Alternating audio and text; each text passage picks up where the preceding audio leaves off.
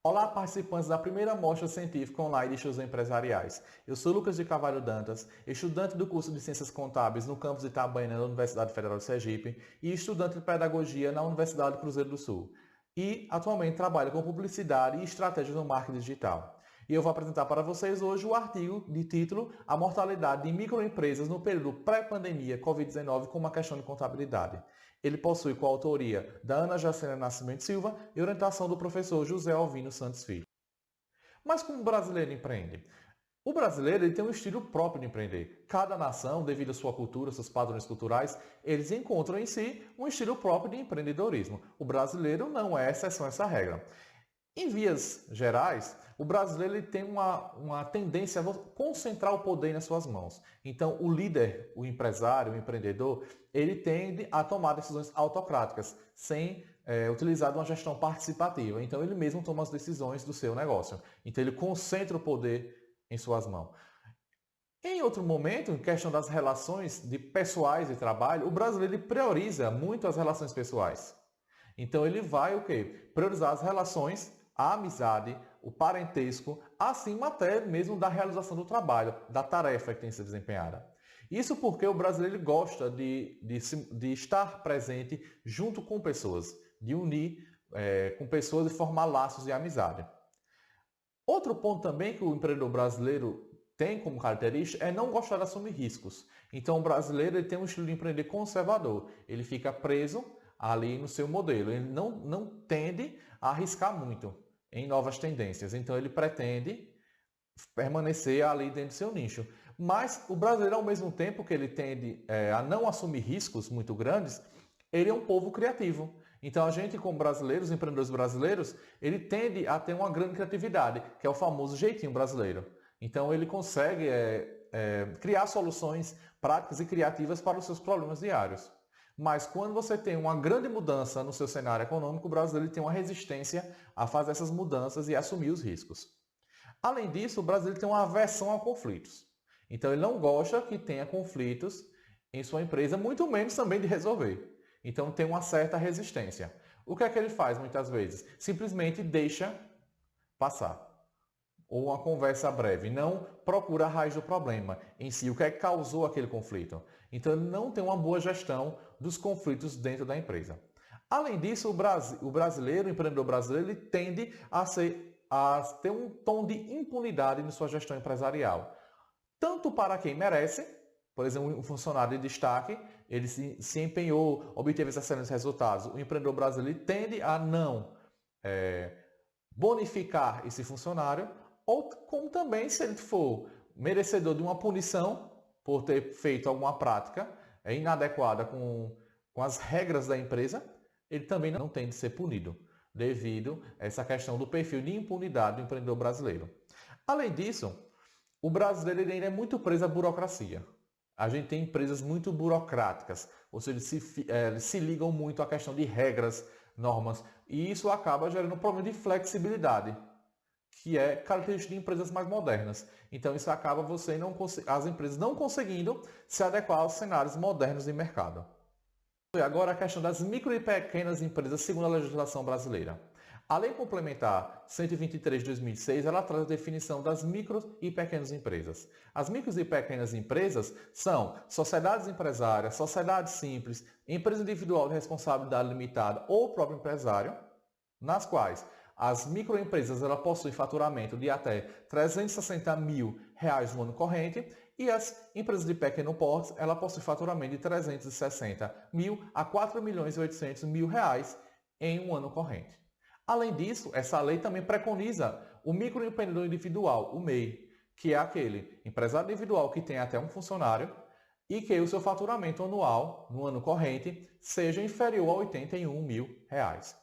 Além disso, essa Lei Complementar 123 de 2006, ela traz também a preconização do Simples Nacional, que é um sistema de tributação que unificou 8 impostos em apenas uma guia de pagamento, o que facilitou bastante na contabilidade empresarial das empresas que utilizam esse sistema. Então ele fez o quê? Ele agrupou esses 8 impostos em apenas uma guia de valor fixo e que ele não se altera independente da renda. Então você vai pagar aquele valor fixo. Isso facilita para os empresários e também para os contadores que fazem a contabilidade dessas empresas. Além disso, essa lei trouxe um favorecimento às micro e pequenas empresas diante dos processos licitatórios. Então, nas licitações, as micro e pequenas empresas ela possuem um benefício de uma margem de 10% superior sobre a melhor proposta. Agora vamos entender por que as micro e pequenas empresas têm uma elevada mortalidade. Chiavenato, no seu livro de 2008, ele trouxe algumas causas mais comuns para a falha de negócio. A principal causa foi a questão da inexperiência.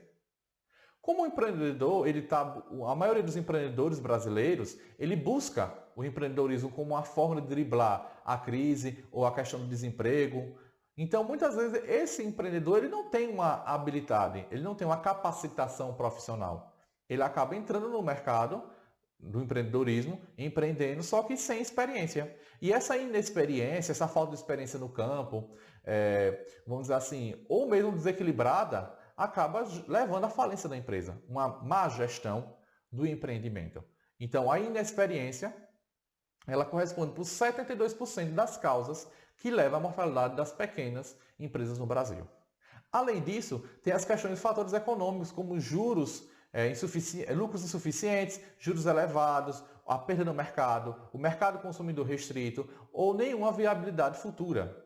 Então, pelo sistema tributário brasileiro ser, vamos dizer assim, bastante pesado para o empresário, acaba que esses empreendimentos no início eles acabam não tendo, vamos dizer assim, margem para obter um lucro, que eles consigam desempenhar melhor suas funções e conseguir diferenciar-se no mercado. Então, os fatores econômicos acabam pressionando os empreendedores brasileiros, em 20% dos casos, a fecharem as portas de seus negócios em menos de 2 anos. Além disso, a questão das vendas insuficientes. Então, o empresário ele acaba tendo uma fraca competitividade, a questão da recessão econômica do país, a questão de vendas insuficientes, dificuldade de estoques, de manter o estoque.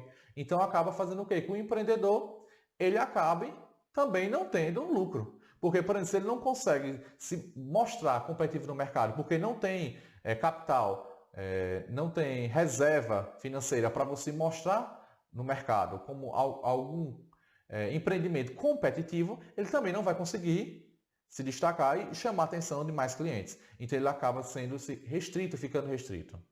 Além disso, a questão de despesas excessivas, dívidas e cargas demasiadas, despesas operacionais. Por exemplo, é muito raro o empreendedor brasileiro ter o capital social inicial para você iniciar a empresa. Então, ele vai pegar emprestado em bancos, em questão de financiamento. E muitas vezes esses juros são exorbitantes. Os valores são muito elevados. Isso acaba, essa carga tributária, gerando um peso na balança financeira mensal desse empreendedor.